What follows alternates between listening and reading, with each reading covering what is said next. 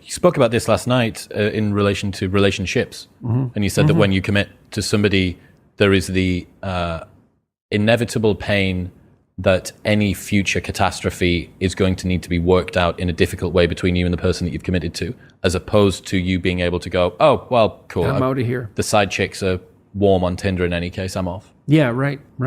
Well, that was something I really learned from reading Carl Jung. He thought about marriage as, he used alchemical symbolism as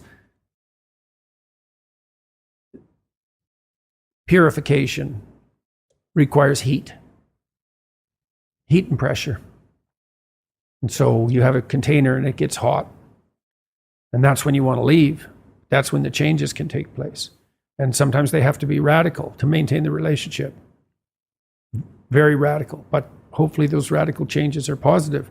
But what makes you think you'd make them if there wasn't a fire lit under you? And one of the fires is, I can't escape from you. Here we are locked in combat, right? Here we are in this adversarial relationship. Beneficial adversary. Yeah, exactly. Beneficial adversary, yeah. There's no out except through. And there's no evidence that through will work.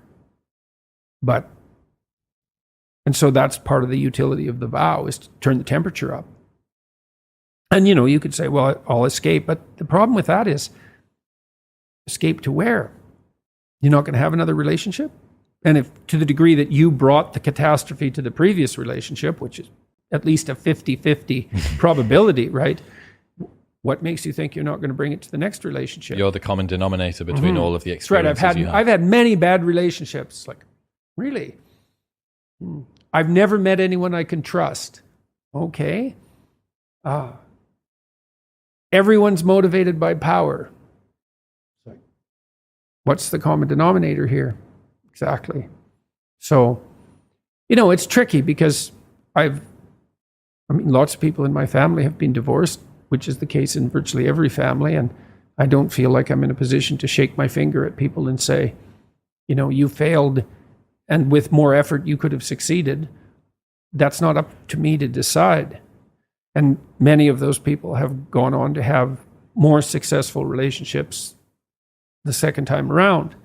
But that doesn't belie the initial point. And besides, even the people who went through a divorce wanted to get married again, they still see utility in the vow and the container.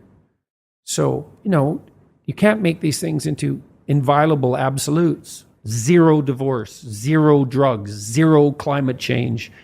No, that isn't how the world works. Partly because there's always a snake in the garden, right? There's no 0. Not without the application of increasingly totalitarian force. There has to be some leeway, but you don't blow the whole systems apart just to provide some leeway. It's a very difficult thing to negotiate. I've had clients who had partners that really couldn't be negotiated with. The whole idea of negotiation wasn't negotiable. And I didn't see they really had any choice to either maintain the millstone around their neck and drown or to leave. It's an awful choice, but that doesn't mean that marriage is a prison that no one should ever enter. It just means that things are complicated.